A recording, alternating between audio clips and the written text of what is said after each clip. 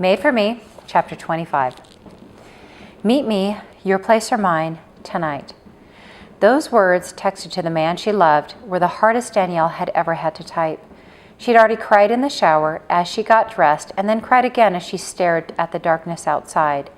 One moment, she had control over her emotions, and the next, the floodgates opened.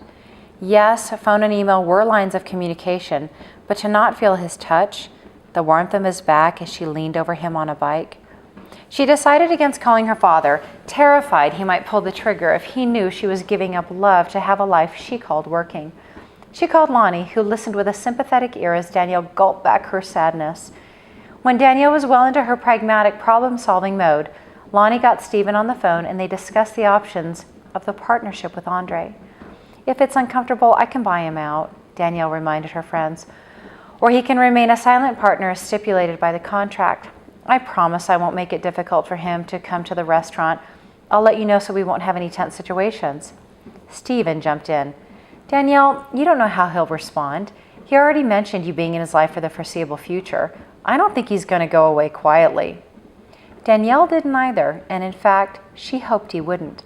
They could have one last wonderful evening of intimacy together before they needed to stay apart.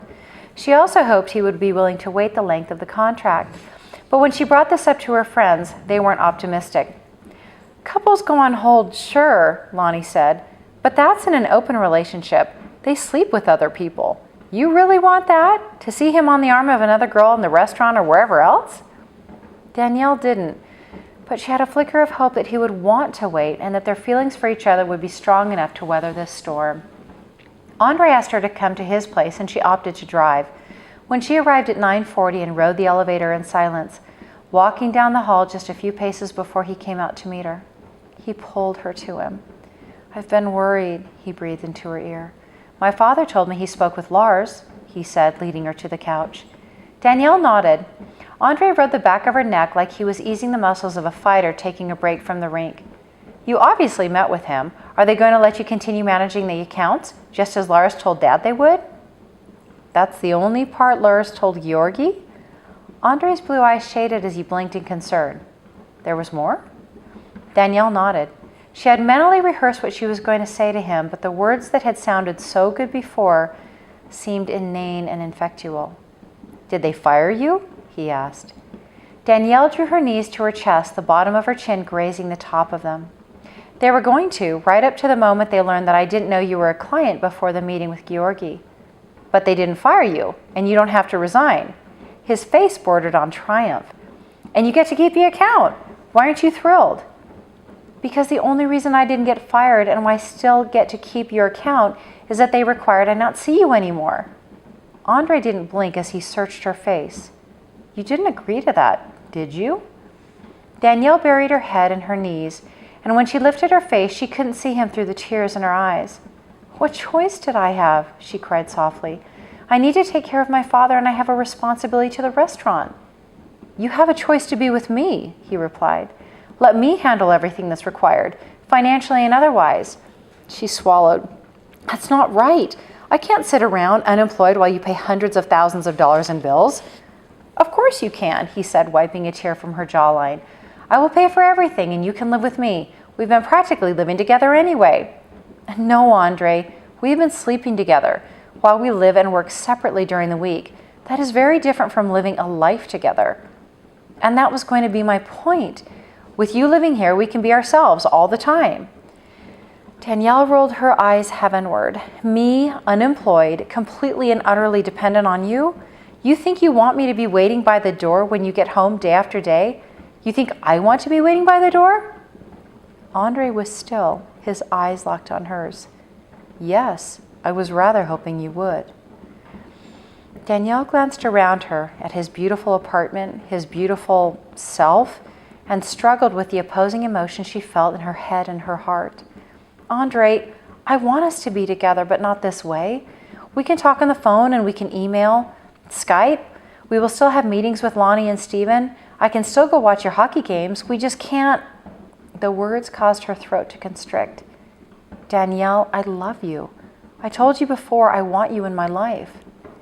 Danielle's mouth was dry. No, she said, shaking her head. She stretched out an arm, trying to connect with him, hoping it would help him see it her way. Andre, can't you see this is killing me? Don't you know how much I love you back? Andre's blue eyes went from warm, earnest pools to sheets of ice. He shook his head, his lips pressing together tightly, and she thought she saw a quiver before he abruptly stood and turned around. One hand was on his hip, the other on his forehead, and she saw his reflection in the mirror before him. He was rubbing his eyes, his shoulders slightly bent. Danielle stood and came up behind him. Andre stiffened when she touched his back. Not see you for months? He asked. A meeting here or there, phone sex, and converse through email? They aren't stupid. All that can be tracked and recorded. You'd be fired anyway. I hadn't thought of that, she admitted. And then you really expect to pick up where we left off months from now, just like that? Yes, that's exactly what I thought. You'd mentioned not being able to see a life without me. Andre turned around slowly, gripping her arms. So much so that I was going to ask to meet your father over the August break. I was already looking forward to asking you to marry me when the time was right, which I would do right now. His face went soft for a split second as his eyes filled with hope. Will you marry me, Danielle? If we are married, I won't be your client any longer. We'll be related and this whole problem becomes moot. No penalties, no liabilities, no repercussions. Just us, together. Danielle couldn't see as tears blurred her eyes. It was overwhelming, exciting, shocking, and completely impossible. After such a short period of dating, done under pressure so she could keep her job? Danielle put her arms around him, burying her head in his neck, wanting to make all her problems go away. Andre squeezed her hard. Does that mean you accept? She drew back, wiping her eyes. No, I can't.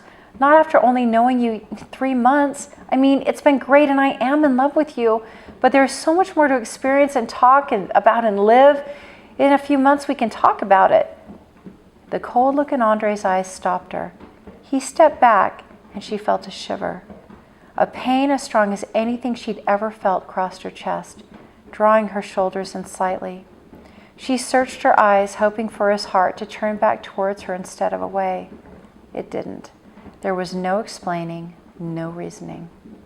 She barely had time to gulp down a sob before she turned away, picking up her coat from the couch.